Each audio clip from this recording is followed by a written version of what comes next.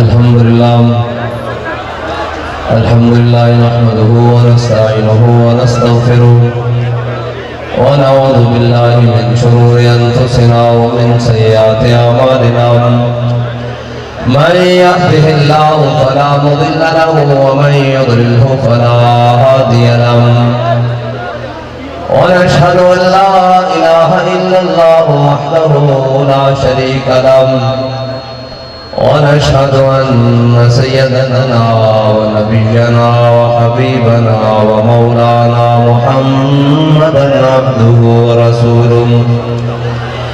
أما بعد فأعوذ بالله من الشيطان الرجيم بسم الله الرحمن الرحيم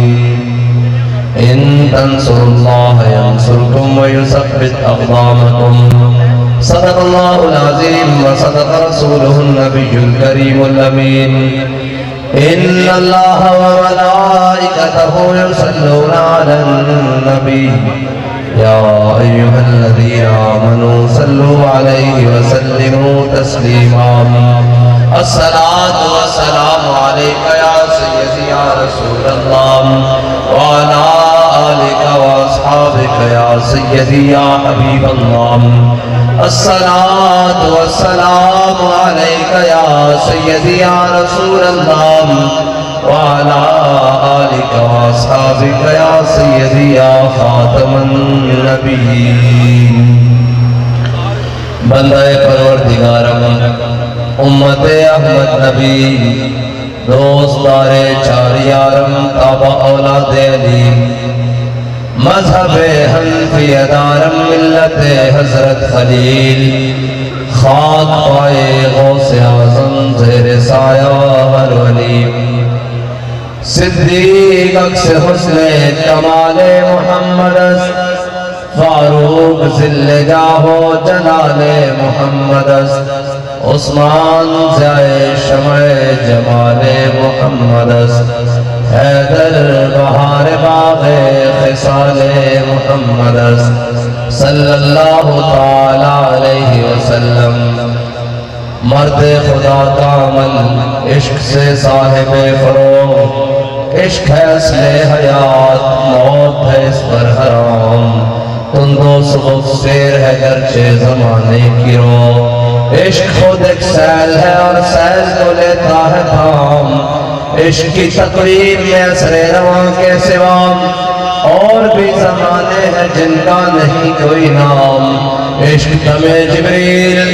عشق دل مصطفیٰ عشق خدا کا رسول عشق خدا کا کلام عشق امیر جنود عشق فقیہ حرم عشق ہے ابن السبیل اس کے ہزاروں مقام عشق کی گرمی سے پیکر گلے تابنات عشق ہے کاس الکرام عشق ہے صحبائے خام عشق کے مضراب سے نغمہ تارے حیات عشق سے نور حیات عشق سے نار حیات عقل و دل و نگاہ کا مرشد اولی ہے عشق نہ ہو تو شرودی خود قدائے تصورات صدق خلیل بھی ہے عشق صبر حسین بھی ہے عشق مارکہ وجود میں بدر و حنین بھی ہے عشق معزز صاحبین محترم نہایت ہی مبارکباد کے مسائق کارکنان ذمہ داران تحریک لبیک پاکستان آزاد کشمیر آپ اور میں آج یوم تاسیس کے موقع پر حاضر ہیں اور ہمارے نہایتی محترم جناب ریاض احمد ایڈوکیٹ صاحب نے کہا کہ لاکھوں مربع میل کا کشمیر ہے لیکن ہم شاید ایک بالش کے اوپر راضی ہو کر بیٹھے ہیں قبلہ راضی ہو کر ہم اس لیے بیٹھے ہیں کہ اقبال کہتا ہے کیا نہیں اور کوئی غزنوی کارگاہ حیات میں بیٹھے ہیں کب سے منتظر اہل حرم کے سومنات بات کہتا کہ اب کسی محمود غزنوی کے غلام نے نہیں آنا اقبال کون سا محمود غزنوی اقبال کہتا ہے وہ جس نے 16 حملے کیے سومنات کے مندر کے لیے صرف 16 حملے اور 17ویں باری پھر آ گیا ساروی والی پھر آ گیا اور آ کر کہنے لگا کہ انہوں نے کہا کہ جناب محمود غزنوی آپ جتنا سونا چاہتے ہو سارے ہندوستان کا جمع کر کے آپ کے پاؤں میں رکھ دیتے ہیں، آپ اس خود کو نہ توڑو۔ اس نے کہا میں تاریخ میں بہت شکل لکھوانا چاہتا ہوں، بہت فروش نہیں، لیکن آج جن کو ہم غیرت کا درس دے رہے ہیں وہ تاریخ میں ملت فروش کا اور ملت کے ساتھ غداروں کا اور ملت کے ساتھ بے وفائی کا ٹائٹل لکھوانا چاہتے ہیں۔ وہ کوئی بھی صلاح الدین ایوبی کا غلام بننے کے لیے تیار نہیں ہے، وہ کوئی بھی محمود غزنوی کی جانشینی کے لیے تیار نہیں ہے۔ اگر بات کی جائے فلسطین کی تو آج اوپر دیکھو نیچے دیکھو، آج دائیں دیکھو بائیں دیکھو، آج 36 گاڑیاں آگے پیچھے ہیں۔ یہ کون جا رہا ہے جی؟ یہ جناب بچوں جی فلاں جا رہا ہے، یہ فلاں جا رہا ہے، یہ ڈپٹی وزیر اعظم ہے، یہ وزیر اعظم ہے، یہ صدر ہے، یہ چیف آف آرمی ہے، یہ جناب آئی جی ہے، یہ ایف سی آئی جی ہے، جناب یہ ڈی آئی جی ہے، یہ جیل خانہ جات ہے۔ اور بھائی کدھر جا رہے ہو؟ پوچھا کشمیر جا رہے ہو؟ نہیں نہیں، ہم امریکہ اور یہود کی غلامی کرنے کے لیے جا رہے ہیں۔ میں نے کہا کشمیر جانا ہے تو پھر 36 پیبند کندھے پہ لگا لو اور فاروق اعظم کی سنت ادا کرتے ہوئے ایک بیت المال سے اونٹ خرید لو اور لے کر چلتے ہوئے بیت المقدس کی طرف جاؤ اور سامنے یہودی بڑے بڑے کھڑے ہوں اور جناب عیسائی کھڑے ہوں، بڑے بڑے ان کے عالم کھڑے ہوں اور کہیں آپ کو چابی نہیں دینی، اپنے امیر کو بلاؤ۔ امیر کو چابی اس شرط پر دیتے ہیں اگر مسلمانوں کے سپاہ سالار بیت المقدس کے دروازے پر کھڑے ہوں۔ آج بھی امت مسلمہ کو بیت المقدس کی چابیاں ہاتھوں میں مل سکتی ہیں، لیکن شرط یہ ہے کہ خالد بن ولید، ابو عبیدہ بن جراح کی طرح مسلمانوں کے سپاہ سالار بیت المقدس کے دروازے پر کھڑے ہیں۔ شرط یہ ہے، اور اگر یہ اپنے محلوں میں اور 36 گاڑیوں کے کانوائے کے ساتھ اپنے جناب ملک اور قوم کو یہ بدماشیاں دکھاتے ہوں 57 اسلامی ممالک، اقبال کہتا ہے کہ جناب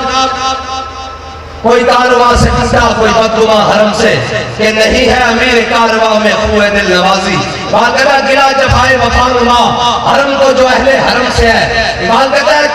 57 اسلامی ممالک،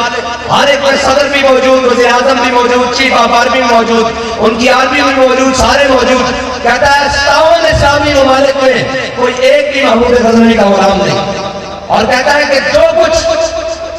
آج فلسطین میں ہو رہا ہے اور ان کی چھوٹی چھوٹی بچیاں اشارہ کر کے کہتی ہیں او مسلمانوں، او 2 ارب مسلمانوں، 2.25 ارب مسلمانوں، 1 ارب 70 کروڑ مسلمانوں، ذرا ادھر غور کرو، یہ تمہارا بیت المقدس ہے، یہ تمہارا قبلہ اول ہے۔ اگر کوئی ایک بھی محمد عربی کا غلام دین کو تخت پر لا کر کسی ایک ملک کے اندر بھی ہوتا تو آج فلسطین کی بچیوں کو، آج کشمیر کی بچیوں کو یہ نہ کہنا پڑتا کہ کہاں ہے محمد بن قاسم کے وارث، کہاں ہے صلاح الدین ایوبی کے جاننے والے، کہاں ہے محمود غزنوی کے ماننے والے۔ کوئی ایک بھی نہیں۔ انہیں کہا نہیں کوئی ایک بھی نہیں ہے، یہ میچوں کے اوپر تالیاں لگانے کے لیے ہے، یہ بیٹیوں کے رقص اور سرور کی محفلیں سجانے کے لیے ہے، یہ شراب اور کباب کھانے کے لیے ہے۔ اب ان میں کوئی بھی صلاح الدین ایوبی اور خالد بن ولید کا جانشین نہیں۔ وہ پوچھے کون ہے، انہیں کہا تھوڑا صبر کرو، محمد عربی کے غلام لبیک کا نعرہ لگا رہے ہیں اور حضور کے دین کو تخت پر لا رہے ہیں، تھوڑا سا صبر اور کرو، محمد عربی کے غلام آ رہے ہیں۔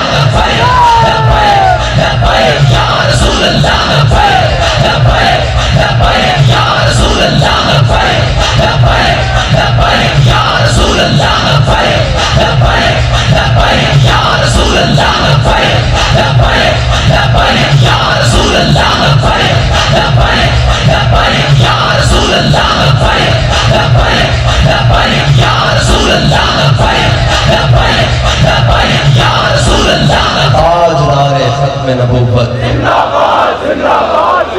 اور پوری قوم کو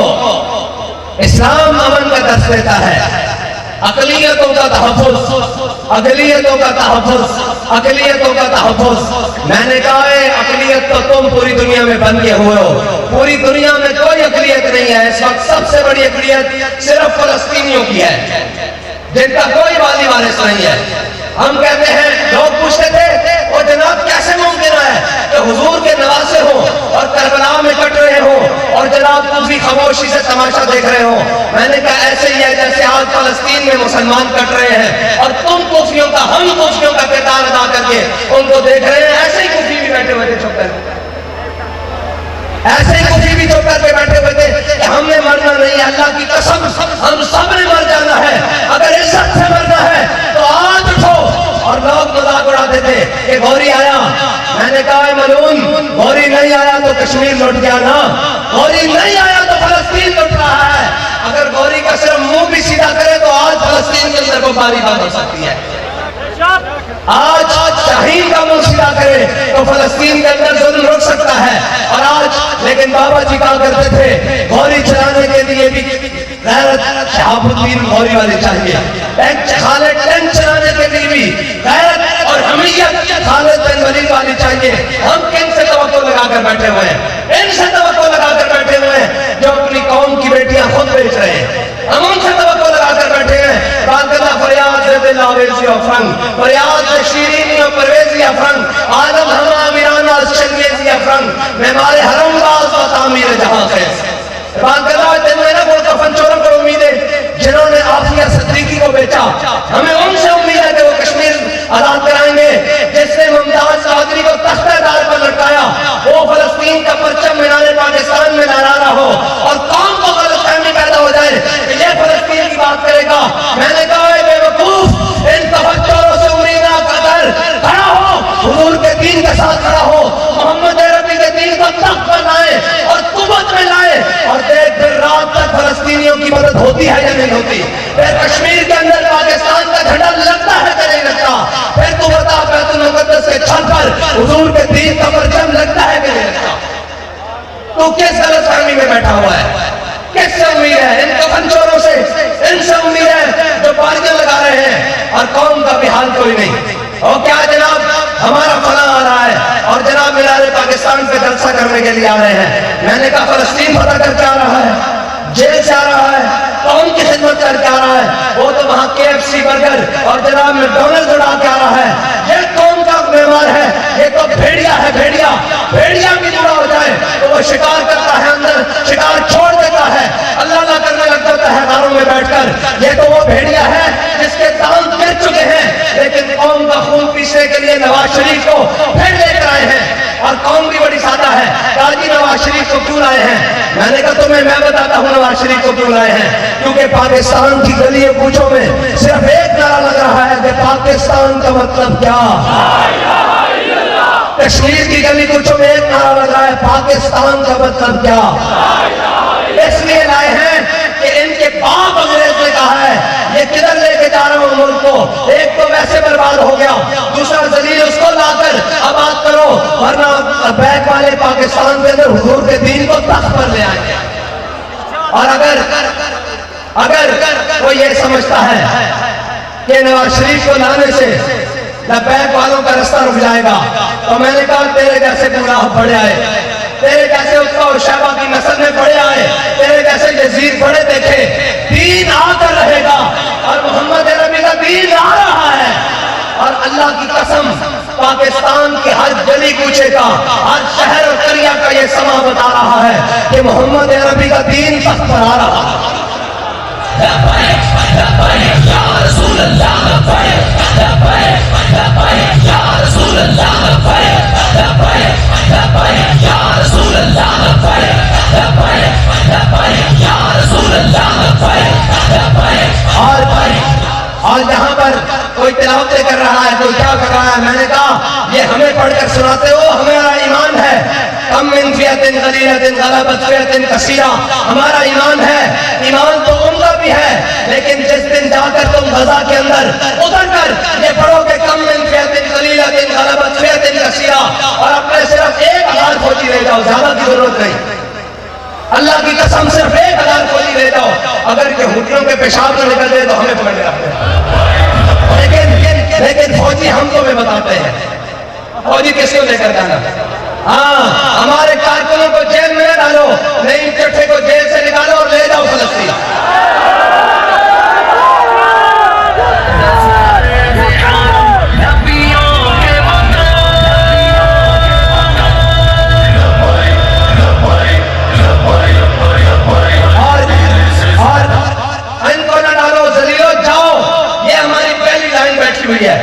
یہ داڑیاں سفید نہ دیکھ، یہ داڑیاں جناب یہ نہ دیکھ کہ یہ بدن میں کمزور ہیں اور یہ جناب بوڑھے ہو چکے ہیں، تو ان کی ضرب حیدری دیکھنا تو پھر بات کرنا۔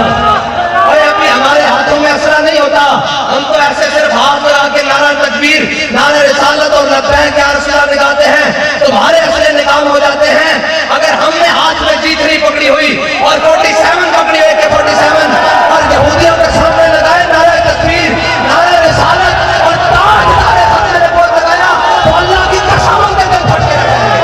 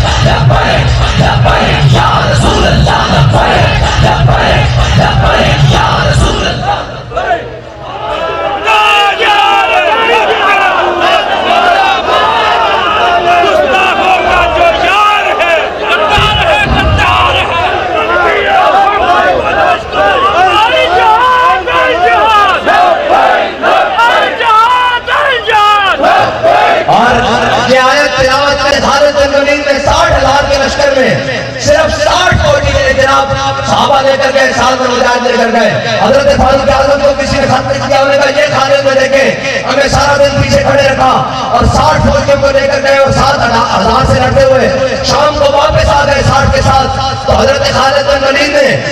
کہا، حضرت فاروق اعظم نے پوچھا خالد یہ تم نے کیا کیا؟ 60 کو لے کر گئے، باقی پورا لشکر پیچھے رکھا۔ کہا اے امیر المومنین، قرآن کہتا ہے کم من فئۃ قلیلۃ غلبت فئۃ کثیرہ۔ کہا قرآن کہتا ہے تم ایک ہو کے 1000 کے مقابلے میں تمہیں فتح دوں گا۔ میں دیکھنے کے لیے کیا تھا کہ وہ آیت ہمارے بارے میں اتری ہے یا کسی اور کے بارے میں۔ آج بھی اگر وہ 6 لاکھ ہیں، مجھے تو نہیں معلوم کہ اس کی فوج کتنی ہے اسرائیل کی، اگر وہ 6 لاکھ ہیں تو اللہ کی قسم 6000 محمد عربی کے غلام لے جاؤ، ہاں لے جاؤ۔ اور مرد تو ویسے بھی جانا ہے، اور مرد تشرف بھی کیا ہے جناب، تابوت میں بند ہو کر آیا اور دبئی میں محلات میں رہتے ہوئے آخر موت ہے، لیکن جس حج سے کوئی مقتل کو گیا وہ شان سلامت رہتی ہے۔ ہاں تاریخ نے کبھی یہ نہیں دیکھا کہ کسی کے سینے پر فیتے کتنے تھے، کسی کے سینے پر پیچ کتنے تھے، کمرے کتنے تھے۔ تاریخ نے یہ دیکھا ہے کہ مرد میدان کون رہا ہے، لشکر کے سامنے سینہ سپر کون رہا ہے۔ تاریخ نے کبھی یہ نہیں دیکھا کہ ہتھیار کتنے اعلیٰ تھے۔ تاریخ نے یہ دیکھا ہے کہ محمد عربی کے غلاموں نے بدر میں 313 ہو کر 1000 کو لٹایا۔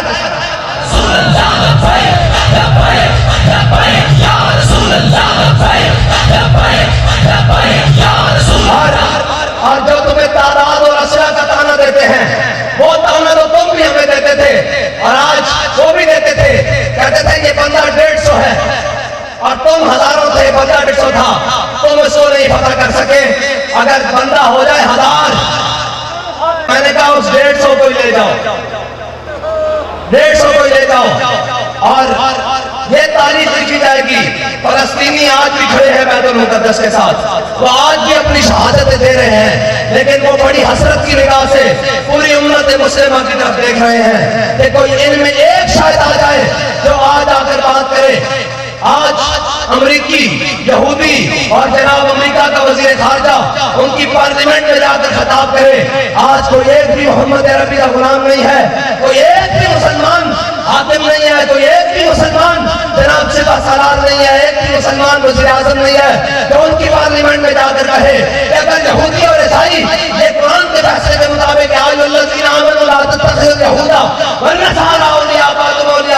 اگر یہ عائد ہیں تو پھر سن لو انما المؤمنون اخوہ، ہم بھی فلسطین کے لیے ایک ہیں۔ اور میرے آقا مولا نے فرمایا مومن کا جسد واحد، مومن جسد واحد کی طرح ہیں، آؤ تم بھی مل کر، اور ہم بھی آ رہے ہیں بیت المقدس کی فتح کے لیے۔ تو اللہ کی قسم شام تک بیت المقدس اور مسجد اقصیٰ کی اوپر حضور کے دین کا جھنڈا لگ سکتا ہے، لیکن ان سے ہمیں امید نہیں ہے، اللہ کی قسم مجھے کسی سے امید نہیں ہے، اس سے بڑا کوئی موقع نہیں تھا، آج ان سے کوئی امید نہیں ہے۔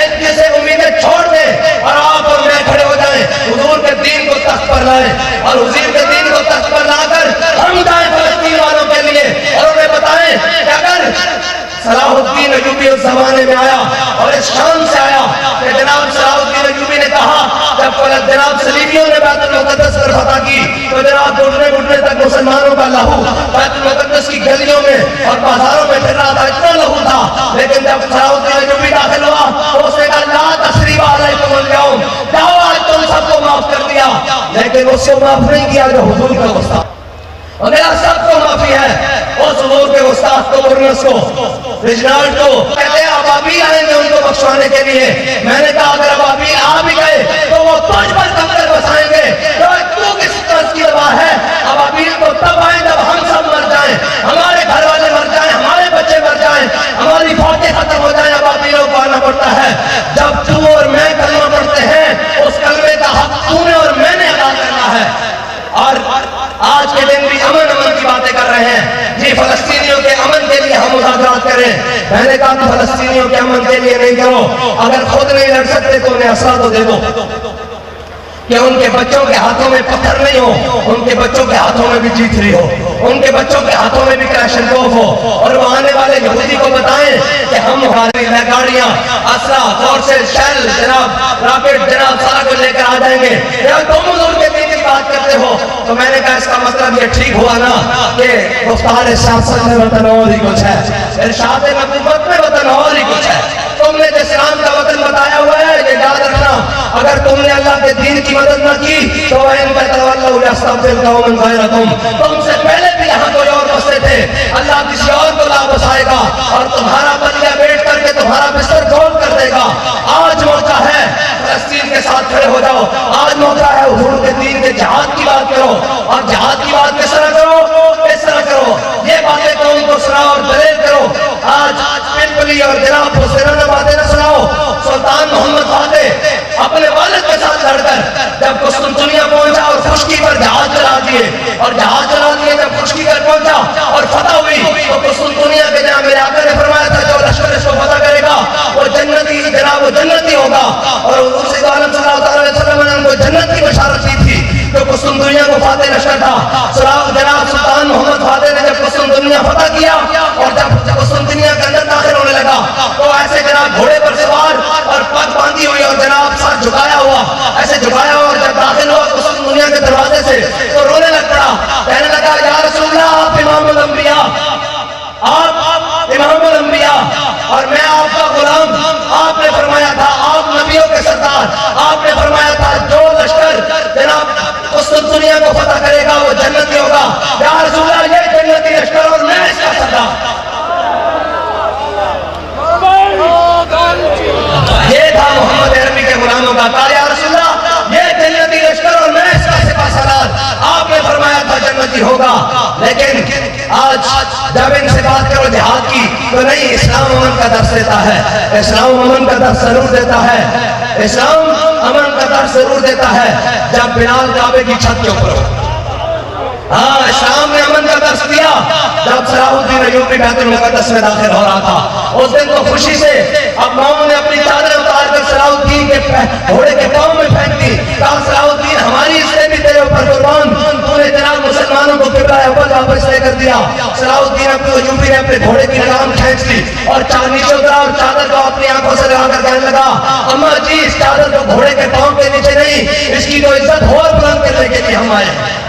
یا رسول اللہ لبیک لبیک لبیک یا رسول اللہ لبیک لبیک لبیک یا رسول اللہ لبیک لبیک لبیک یا رسول اللہ لبیک لبیک لبیک یا رسول اللہ لبیک، اور یہ سارا کچھ ہو رہا ہے جی، پریڈ ہو رہی ہے، فلاں مشقیں ہو رہی ہیں، میں نے کہا ہم پریڈ دیکھتے رہ گئے، اگلے کشمیر لے کر چلے گئے،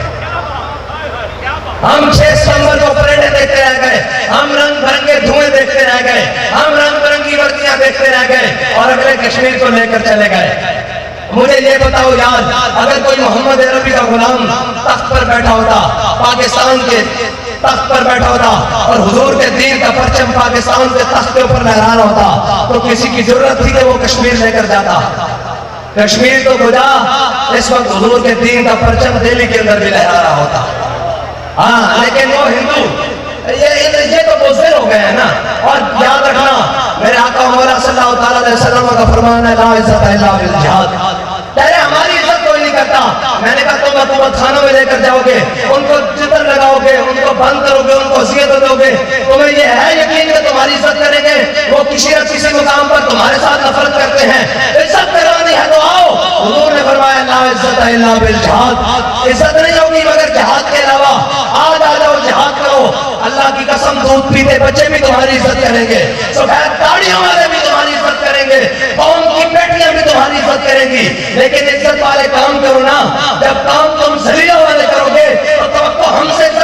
عزت کی رکھتے ہو تو ہم تو کہتے ہیں کہ مر جائیں گے، ظالم کی حمایت نہ کریں گے، احرار کبھی ترک روایت نہ کریں گے، نہ ہم شیخ نہ ملا نہ مصاحب نہ لیڈر جو خود نہیں کرتے وہ ہدایت نہ کریں گے۔ کہتے ہیں جی آپ جہاد کے لیے جائیں، میں نے کہا میں جانے کے لیے تیار ہوں، لیکن شرط یہ بھی تو ہے کہ ملک کے بجٹ تمہیں دیے ہیں، بھرتیاں تمہیں دی ہے، پالا تمہیں ہے، سارے جناب اپنے پیٹ کاٹ کر تمہیں پالا ہے، محلات تمہارے تعمیر کیے ہیں، جناب عزتیں تمہارے دی ہیں، ساری زندگی سلوٹ تمہیں مارے ہیں، تمہاری جناب نعرے لگائے ہیں زندہ باد کے لیے، تمہیں سلام کیے ہیں، ہم نے اپنی جناب 86 ماڈل 70 ماڈل 60 ماڈل گاڑی کے پیچھے بھی لکھوایا کہ تمہیں سلام۔ آج جب تمہیں سلامی لینے کی باری آئی ہے تم دلوں میں گھس رہے ہو۔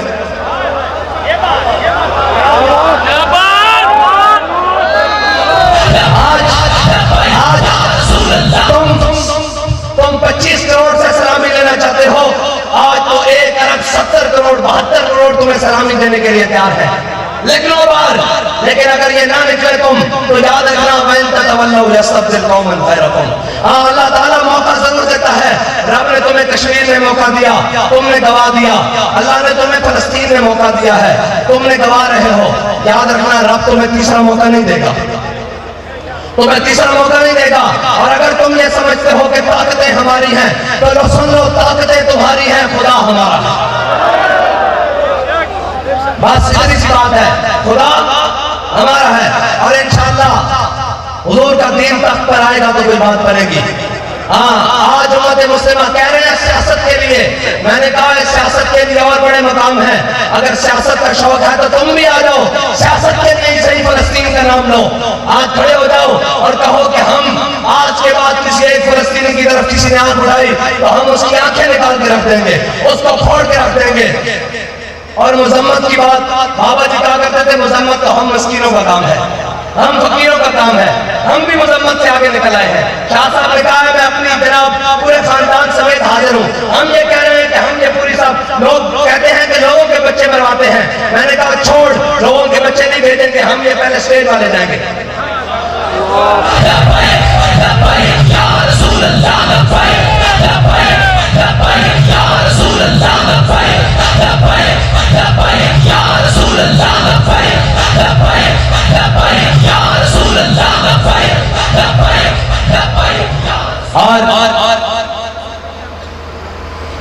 اہلیان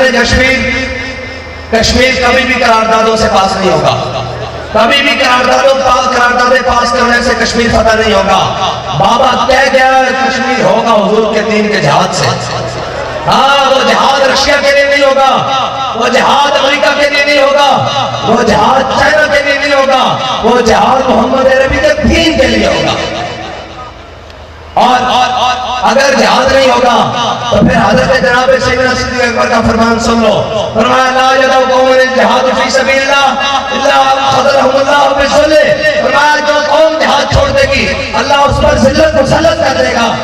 آج دیکھو کہتے ہیں ہم جنگ چھیڑ دیں، جنگ مسئلے کا حل نہیں۔ میں نے کہا امریکہ پچھلے 150-200 سال سے جنگ کر رہا ہے، وہ مضبوط ہو رہا ہے، اسرائیل جب سے قیام میں آیا ہے آج تک جنگ کر رہا ہے، وہ مضبوط ہو رہا ہے۔ تم جنگ سے بھاگے ہو پچھلے 200 سال سے، پوری امت کو لطر پڑ رہے ہیں۔ اگر آج امت عزت چاہتی ہے تو حضور کے دین کے لیے جہاد شروع کرتے ہیں، اور آج اگر جہاد ہو تو اللہ کی قسم کارڈیالوجی میں جو سسکتا ہوا مریض جناب جان دے رہا ہے وہ بھی اٹھ کر حضور کے دین کے لیے کھڑا ہو جائے گا۔ آج جو کشمیر کے اسپتالوں کے اندر جو سسک کے موت مر رہے ہیں، مر جانا ہے یار، مر جانا ہے، اور مر کیا ہے، لیکن سارے مر گئے ہیں اور مر جانا ہے، کل من علیہا فان ہے، لیکن عزت کا مرنا اور ہے۔ اور سلطان ٹیپو کی قبر پہ لکھا ہوا ہے یہ مٹی قیمتی ہے بادشاہوں کے خزینوں سے۔ مر تو جناب میر جعفر اور میر صادق بھی گئے ہیں، مر تو بڑے بڑے نام جناب سردار اور نواب بھی گئے ہیں، لیکن ٹیپو بھی مرا ہے، آج تک اس کی موت کو یاد کیا جاتا ہے۔ اور جناب میں اپنے قوم کے سربراہان سے کہتا ہوں، لیڈر ہوتے ہی وہ ہیں، سربراہان ہوتے ہی وہ ہیں جو سخت فیصلے کرتے ہیں۔ کیا امام علی مقام کو نہیں پتا تھا کہ میرے دودھ بچے پیتے بچے بھی یہ بھی شہید کر دیں گے؟ لیکن سردار اور قوم کا بڑا اور امام ہوتا ہی وہ ہے جو سخت سے سخت فیصلہ کرتا ہے۔ امام علی اصغر جوان ہو کر پھر بوڑھے ہو کر دنیا سے چلے جاتے تو امام وہ نہیں ہو سکتے تھے۔ اگر کوئی پوچھے گا دودھ پیتا بچہ امام کون ہے تو کہا جائے گا جو کربلا میں حلق میں تیر کھائے وہ دودھ پیتا ہے۔ رسول اللہ لبیک لبیک لبیک یا رسول اللہ لبیک لبیک لبیک یا رسول اللہ لبیک لبیک لبیک یا رسول اللہ لبیک لبیک لبیک یا رسول اللہ لبیک لبیک۔ اور سلطان جناب ٹیپو شہید کی قبر پہ لکھی ہوئی ہے یہ تاریخ کہ یہ مٹی قیمتی ہے بادشاہوں کے خزینوں سے، ابھی تک اسلام مالدار ہے ایسے سفینوں سے، ابھی تک یہ صدا آ رہی ہے تربت کے سینے سے، اگر ذلت کا جینا ہو تو موت اچھی ہے جینے سے۔ بس اللہ تعالیٰ ہمیں کوئی صلاح الدین ایوبی کا جانشین عطا فرمائے اور ایسا دوست نہ دے جو غیروں کے دو معراج پیارے اور غیروں کے دو میزائل دے کر کہیں کہ وہ ہم سے اصلے میں زیادہ ہیں، اور اصلے میں کبھی زیادہ نہیں ہوتے۔ یاد رکھنا ناسلوں سے جنگیں لڑی جاتی ہیں، نہ جناب وسائل سے جنگیں لڑی جاتی ہیں، نہ تعداد سے، جنگیں جذبوں سے لڑی جاتی ہیں۔ اور جنگیں جذبوں سے ہی جیتی جاتی ہیں۔ جب صلاح الدین ایوبی اور صلیبیوں کے آخری مارکے میں مارکہ حطین میں جب فوجیں آمنے سامنے آئی تو جناب ان کا بڑا بڑا جرنیل وہ باہر نکلا اور اس نے جناب مسلمانوں کے اوپر ہیبت طاری کرنے کے لیے اپنی تلوار لے لائی، بڑی اسپیشل تلوار جیسے آج کا بڑا اسپیشل جناب ہو بارود اور جناب میزائل ہو اس نے لہرایا اور اس نے ریشم کی گدیوں کو ایسے کر کے باندھا اور پھر ان کو ہوا میں اچھالا اور ریشم کو تلوار سے کاٹ کر کہا کہ مسلمانوں خیال سے ہمارے سامنے آنا، آج ہماری تلواریں ریشم کاٹنے کے لیے آئی ہوئی ہیں۔ ریشم پتہ ہے جنگ میں پہننا جائز ہے اس لیے کہ ریشم پر تلوار نہیں چلتی۔ تو جناب حضرت صلاح الدین ایوبی نے دیکھا کہ مسلمانوں کے لشکر کو جب یہ مروب کر رہا ہے تو صلاح الدین ایوبی آ گیا، اس نے ایسے کر کے ریشم کا کپڑا نکالا اور کپڑے کو ہوا میں لہرایا اور پہلی تھاپ میں کھڑے ہوئے مجاہد سے تلوار لے کر کپڑے کے ٹکڑے ٹکڑے کر دیے ہوا میں اور کہا کہ اے صلیبیوں ذرا خیال سے آنا، تمہاری تلواریں گدیاں کاٹ رہی ہیں، ہماری تلواریں ریشم کے کپڑے بھی کاٹ رہے ہیں۔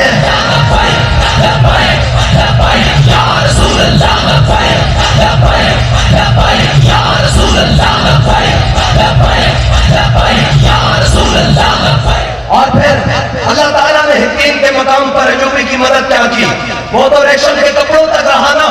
اللہ نے فرشتے بھیج دیے۔ اس دن کہتے ہیں کہ مسلمانوں کی تلواروں نے لوہے کے کھود بھی کاٹے، پتل کی زنجیریں بھی کاٹی، تانبے کی زرہ بھی کاٹ کے رکھ دی اور پورے صلیبی لشکر کو پھاڑ کے رکھ دیا۔ انہوں نے کہا تم اتنے ہزاروں میں تھے، تمہیں کیسے شکست ہو گئی؟ وہ مسلمان تو تھوڑے سے تھے، ایوبی نے تمہیں کیسے شکست دے دی؟ انہوں نے کہا ہم بھی بڑی ساز و سامان اور ہم بھی بڑا پیار کر کے گئے تھے، لیکن ہم بڑے لوہے پہن کے گئے تھے، ہم بڑی زنجیریں باندھ کے گئے تھے کہ ہم ہرا دیں گے۔ اللہ کی شان دیکھیں، موسم بھی جناب نارمل تھا، لیکن جب سورج چڑھا اور صلاح الدین ایوبی نے جان پھیر کر ان کا منہ سورج کی طرف کیا اور اللہ نے سورج کی اتنی حدت دی کہ وہ تبرے لگا اور ان کے جناب پہنے ہوئے لوہے اور کھود تھے وہ جناب گلنے لگے اور وہی ان کے لیے بابا جان بن گئے۔ اسے کہا پھر تم نے مارا نہیں مسلمانوں کو؟ اسے کہا ہم نے ہزاروں شہید کیے۔ اسے کہا پھر فتح کیوں نہیں ہوئی؟ اسے کہا ہمیں ایک بات کی سمجھ نہیں آئی۔ اسے کہا ہوا کیا؟ اسے کہا مسلمانوں کے بندے شہید ہو گئے، صفوں کی صفیں شہید ہو گئی۔ اسے کہا پھر نعرہ تکبیر لگا،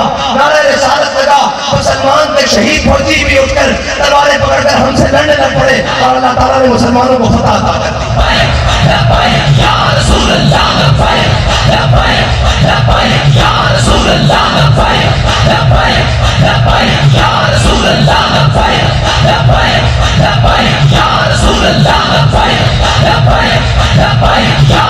اللہ صحابہ جی کہا کرتے تھے اگر بدر میں حضور لاٹھی عطا کریں تو وہ تلوار بن سکتی ہے، ڈنڈا عطا کریں تو وہ تلوار بن سکتی ہے۔ فرمایا اٹھو حضور کے دین کے لیے کام کرو، تم لے کر چلو اپنی دیسی بندوق، اگر وہاں جا کر وہ میزائل سے کام نہ کرے تو ہمارا نام بدل کیا کرے۔ لیکن عباد کہتا ہے کافر کی موت سے بھی نرستا ہو جس کا دل، کہتا ہے کون سے مسلمان کی موت پر یہ قراردادیں، یہ سارا کچھ مذمتیں، یہ جناب جلوس اجلاس، یہ سارے روایتی ہیں. حضور کے دین کا حامل کوئی بھی نہیں. ہم جس کو سمجھتے تھے وہ ترکی والا بڑا مجاہد اسلام ہے، آپ نے دیکھ لیا کوئی بھی دین کے لیے نہیں ہے. اگر دین کے لیے کوئی اٹھا ہے تو اس کا نام صرف اور صرف امیر المجاہدین. جیسے نہ غیروں کی ایڈ کی طرف دیکھا، نہ امریکہ اور جناب برطانیہ کی طرف دیکھا، اس نے دیکھا تو صرف اور صرف مدینہ طیبہ کی طرف دیکھا. بس اللہ تعالیٰ ہماری عسکری، سیاسی، مذہبی ساری قیادتوں کو نکال کر امریکہ، نیٹو اور جناب چائنا کی غلامی سے نکال کر اپنے حبیب کی غلامی عطا فرمائے.